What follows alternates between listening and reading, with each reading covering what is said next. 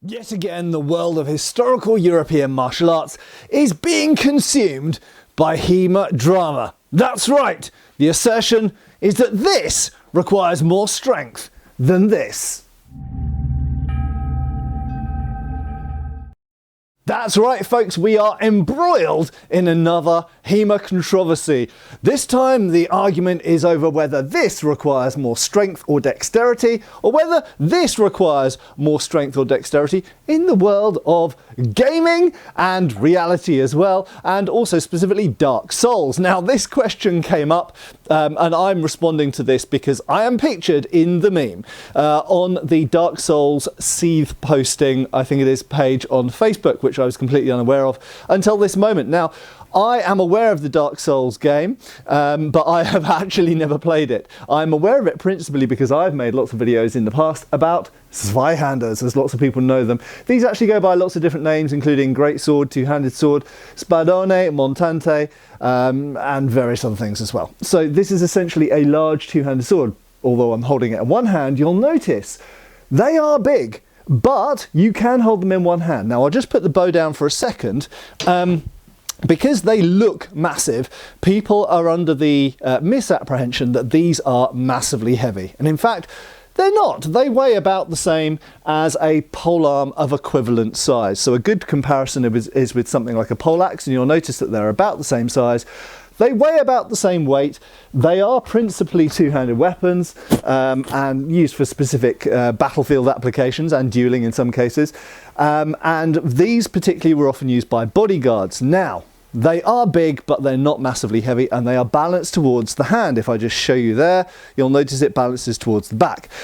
So one of the assertions is that because your hands are far apart, because you've got two hands on it, because it's no heavier really than a poleaxe or a halberd in most cases, it's a completely reasonable two-handed weapon to use, and someone of average strength like me can wield it relatively easily, and moreover can hold it in one hand. Look, that's my left hand. It does start to get a bit tiring, but nevertheless you can hold it out at arm's reach. And we even find this in the treatises or manuals which show us how to use these, that these are often used in one hand momentarily to get maximum reach to lance out and thrust with usually. Sometimes to cut, usually just to thrust. So the headline is these don't require as much strength as movies and video games and role-playing games might have you imagine. In contrast, the medieval war bow. Now, obviously there are many different designs of bow from the medieval and Renaissance world, or the ancient world as well, if you want to go that far back. But fundamentally, ancient and medieval bows used in warfare are sometimes, not always, but sometimes of really quite heavy draw weights. This bow here is not heavy. I think it's about 60 or 70 pounds, which is heavier than a modern Olympic bow. But, you know, I've done archery for a lot of my life, so I can hold this at full draw for quite some amount of time.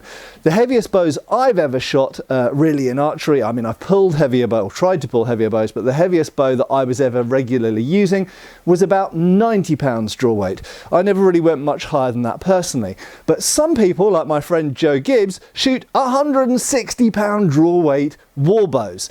And there are some people out there, including Joe and people like Stephen Stanley and various other people, who shoot up to 200 pound draw weight longbows or war bows. And it's not only sort of English style longbows or Welsh style longbows that achieve these weights. We also find very high draw weights on certain recurve bows, as used by people like the Manchus, for example, in China, or the Mongols, or various other people. So certain other bows from other cultures can also achieve very high draw weights. So one of the really annoying things that we find in video games, movies, TV shows, things like this, particularly anything like Lord of the Rings or role-playing games, AD&D, this kind of, or D&D as it is now, AD&D in my generation.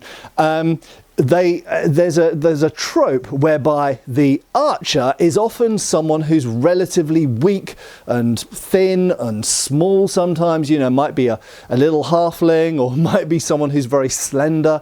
Now, one thing I must say, is, first of all, there's different types of strength, okay, and we'll come back to this in a second. There's different types of strength for different applications.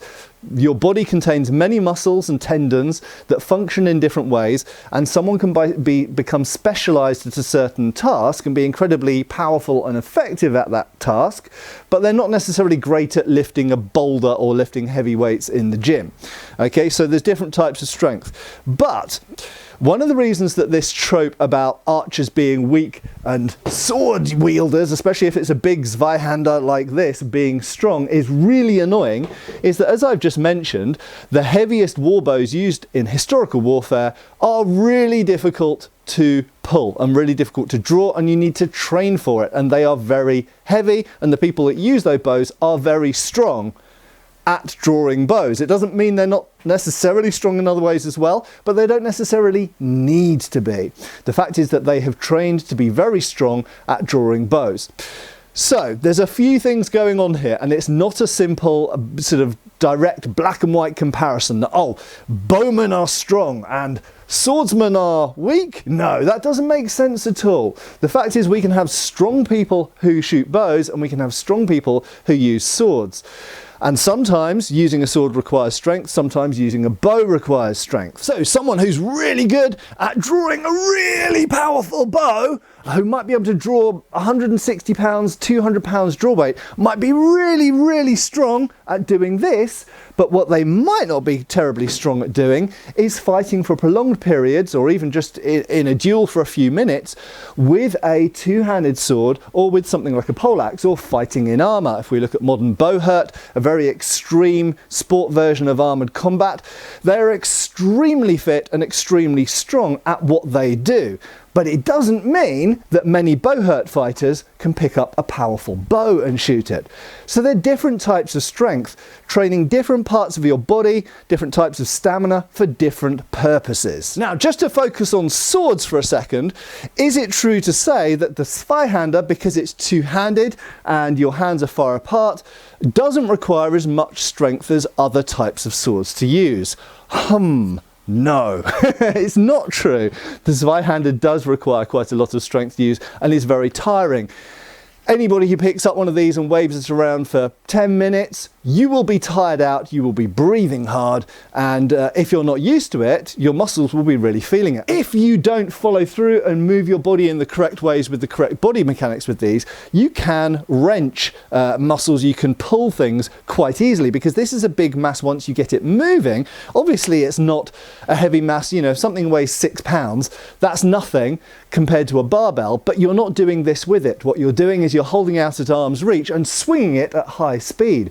So moving it quickly, changing direction quickly and stopping it quickly are quite, not abusive, but if your body's not used to it, can be abusive. It's quite tough on your body, and the same would be true of a large polearm or a halberd or a poleaxe or anything like that. Now, some people have pointed out quite correctly that certainly beginners that come along, and I find this in my sword classes that I run in London, beginners that come along and pick up a longsword can train. I mean, it's easy to pick up a longsword like this Albion here.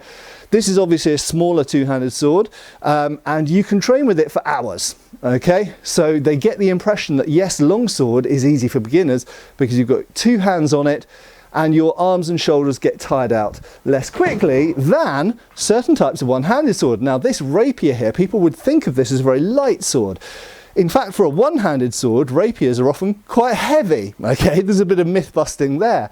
But because of the way that we hold rapiers at arm's length, and because of the way that we lunge and extend out our bodies, okay, it's actually quite a tiring and fatiguing and requires quite a bit of strength. If we look at the figures shown in rapier treatises, they are often really hench and really ripped. This is partly for Renaissance artistic reasons, but it is also very beneficial. If you are very fit, if you are very strong, you will find rapier fencing easier. You'll be able to fence for longer, you will be able to lunge deeper, parry more strongly, bind against the opponent's blade more strongly because you've got hand strength and good forearm strength and deltoid strength. And if you've got strong thighs and a strong butt, then you'll be able to stay down in a bent knees position for a lot longer and and spring much quicker. So strength is hugely beneficial to any type of swordsmanship. And because of having to hold the rapier in certain ways and extend your body in certain ways, or leaning back or extending forward, a lot of people have argued that these actually require more strength than a longsword. Do I agree with that? No, not really. It's a different type of strength. You're using different muscle sets. You'll often find that the guard positions for longsword are less fatiguing than rapier, but once you actually start fighting with these, there's a lot of percussive energy involved, there's a lot of bind strength involved, so you need just as much strength, but there's just a slightly different emphasis on what types of strength you use with this compared to the rapier. So to conclude, do I think that bows are a strength build and massive two-handed swords, Zweihanders as they're sometimes known, these are a dexterity build? No, I don't agree with that. I think that you need dexterity and strength for both of these, but the reality of the real world is different weapons require different types of strength in different parts of your body. Clearly bows require primarily back strength and also manual strength to some degree. They train certain very specific muscles, and I know someone, I won't name names, who's an extremely strong blacksmith who picks up an anvil under one arm, but he couldn't pull a 110-pound drawweight longbow. I have another friend who doesn't look like that, who can just pick up and pull a 110-pound longbow. So different muscles for different things, and when you are using different types of sword, whether it was something like this Zweihander or something like this rapier, they also require strength in different areas of your body in different ways. That's not to say you need to be massively hench and built like Arnie to use swords. You don't. You can be skinny, and if you look at a lot of the top level fencers, whether it's in any form of European or Asian martial arts, or indeed Olympic fencing, you will see that they are generally strong and athletic and fit, but they're not necessarily massively built. And that is true of whether it's a massive two-handed sword or a rapier. You can be built and a good swordsman, or you can be quite slender and a good swordsperson. It doesn't really matter, so long as it fits the weapon and the system that you're fighting with. Thanks a lot for watching. I hope this has been interesting. Thank you to all of the Dark Souls fans and viewers out there. Thank you to the original meme on the Dark Souls, whatever it's called page. I've already forgotten the name of it. Seath posting page, that's right. And yeah, thanks a lot for watching this. I hope this has been thought-provoking. Whether you play the game or not, we've talked about some issues here which relate to strength, fitness, stamina, size, all of that kind of stuff. And fundamentally, you can be good with any of these weapons if you just train with them. And that's what it comes down to at the end of the day, is training and dedication. Thanks a lot for watching the video. I have been Matt Easton. I will continue to be, and I hope I'll see you back on the channel really, really soon. Cheers, folks. Thanks for watching. We've got extra videos on Patreon. Please give our Facebook a like and subscribe if you haven't already. Cheers, folks.